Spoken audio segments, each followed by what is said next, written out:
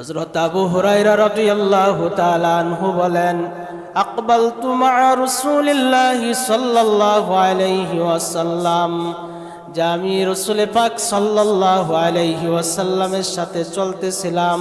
ফাসামি'a রাজুলান ইয়াকরাউ কুল হুয়াল্লাহু আহাদ।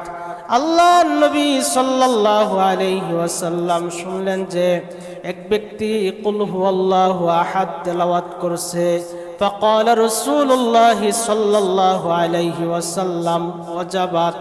আল্লাহর নবী সাল্লাল্লাহু আলাইহি ওয়াসাল্লাম বললেন, তার জন্য ওয়াজিব হয়ে গেছে। কুলতু ওয়ামা ওয়াজাবাত।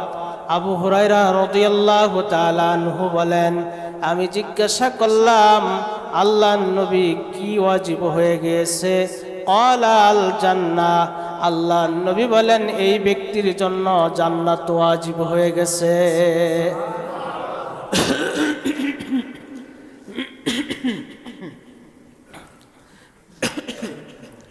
সূরা ইখলাসের মুহাব্বত মূলত আল্লাহর মুহাব্বত। মূলত কার মুহাব্বত? কোনো ব্যক্তি যদি সূরা ইখলাস একবার তিলাওয়াত করে তাহলে তার আমলনামায় 10 পারা তিলাওয়াতের শব্দ হয়। আর কোনো ব্যক্তি যদি 2 বার তেলাওয়াত করে তাহলে 20 পারা তিলাওয়াতের সব ওই বান্দার আমলনামায় দেওয়া হয়। আর যদি কোনো বান্দা এই সূরা ইখলাস 3 বার তিলাওয়াত করে তার আমলনামায় 1 খতমের সব দেওয়া হয়। যদি কোনো বান্দা এই সূরা ইখলাস 6 বার তিলাওয়াত করে তাহলে 2 খতমের সব দেওয়া হয়। যদি 9 বার তিলাওয়াত করে তাহলে 3 খতমের সব তার আমলনামায় দেওয়া হয়। যদি কেউ 10 বার তিলাওয়াত করে আল্লাহর নবী বলেন তার জন্য জান্নাতের মধ্যে অট্টালিকা নির্মাণ করা হয়। মান ক্বারাআ কুল হুয়াল্লাহু আহাদ 10 মাররাত বানাল্লাহু লাহু বিহা কসরুন ফিল জান্নাহ। আল্লাহর নবী সাল্লাল্লাহু আলাইহি ওয়াসাল্লাম বলেন, যে ব্যক্তি সূরা ইখলাস 10 বার তিলাওয়াত করবে আল্লাহ তাআলা তার জন্য জান্নাতের মধ্যে অট্টালিকা নির্মাণ করবেন। ওমান ক্বারাআহা 20 মাররাতান বুনিয়া লাহু বিহা কসরান ফিল জান্নাহ। যে ব্যক্তি 20 বার তিলাওয়াত করবে আল্লাহর নবী বলেন তার জন্য জান্নাতের মধ্যে 2টা বালাখানা তৈরি করা হয়।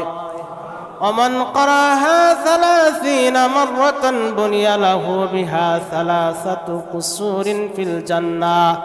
আল্লাহর নবী সাল্লাল্লাহু আলাইহি ওয়াসাল্লাম বলেন, যে ব্যক্তি সূরাতুল ইখলাস 30 বার তিলাওয়াত করবে আল্লাহ তাআলা তার জন্য জান্নাতের মধ্যে 3টি বালাখানা তৈরি করেন।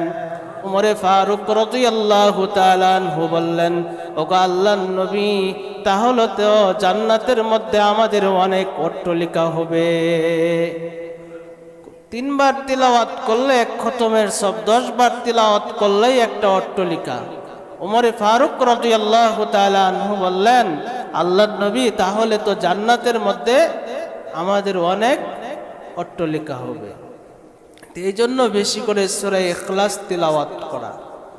যে এক সাহাবীকে আল্লাহর নবী সাল্লাল্লাহু আলাইহি ওয়াসাল্লাম আনসার সাহাবীকে ইমাম বানাইছেন, উনি প্রতি ওয়াক্তে সূরা ইখলাস পড়ে।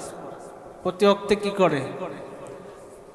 কুল হুয়াল্লাহর সূরা প্রতি ওয়াক্তে সে পড়ে। তখন সাহাবীরা অভিযোগ করলেন, ইয়া রাসূলুল্লাহ, যাকে ইমাম বানাইছেন সে প্রতি ওয়াক্তে কুল হুয়াল্লাহর সূরা সে পড়ে, সে কি আর কোন সূরা পারে না? তা আল্লাহর নবী সাল্লাল্লাহু আলাইহি ওয়াসাল্লাম জিজ্ঞাসা করলেন যে তুমি প্রতি ওয়াক্তে কুল হুয়াল্লাহর সূরা পড়ো, কারণ কি? তখন আল্লাহর নবী সাল্লাল্লাহু আলাইহি ওয়াসাল্লামকে সাহাবী বললেন, আল্লাহর নবী, এই সূরাটা তেলাওয়াত করতে আমি ভালোবাসি, কারণ এই সূরায় আল্লাহ তাআলার পরিচয় দেওয়া হয়েছে, আল্লাহর তাওহীদের আলোচনা করা হয়েছে।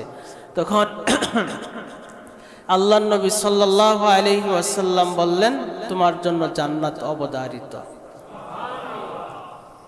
যে তুমি এই সূরাটা তেলাওয়াত করতে মুহাব্বত করো, আল্লাহ তোমাকে মুহাব্বত করে। সুবহানাল্লাহ।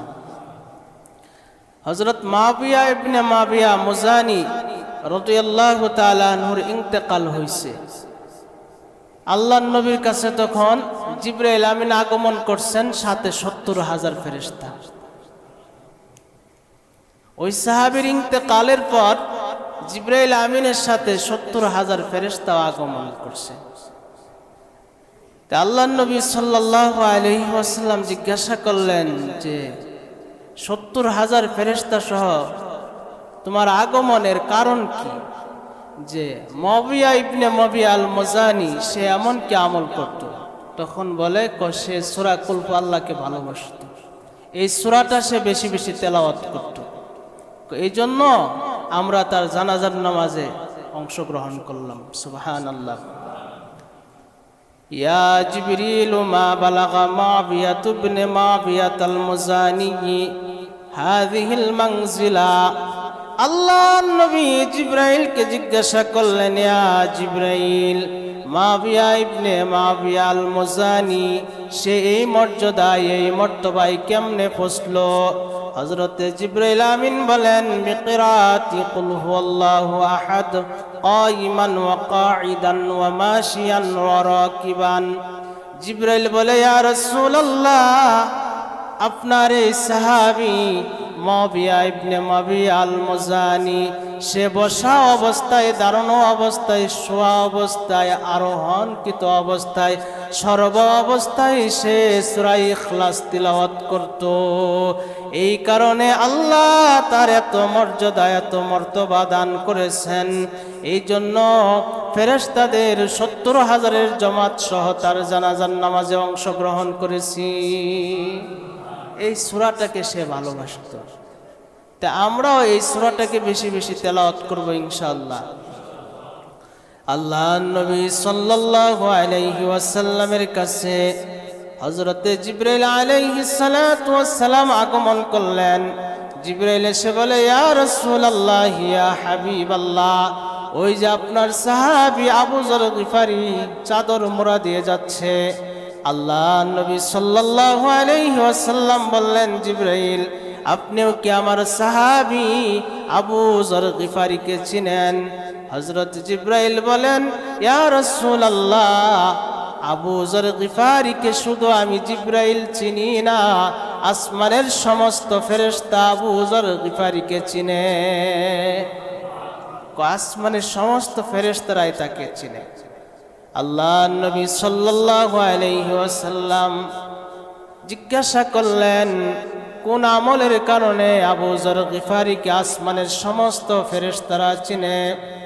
তখন জিবরাইল বলে, ইয়া রাসূলুল্লাহ, আপনার সাহাবী আবু যর গিফারির আমল নামাই এই পরিমাণ সূরা ইখলাসের তেলাওয়াত রয়েছে, যা অন্য কারো আমল নামাই এত পরিমাণ সূরা ইখলাসের তিলাওয়াত না।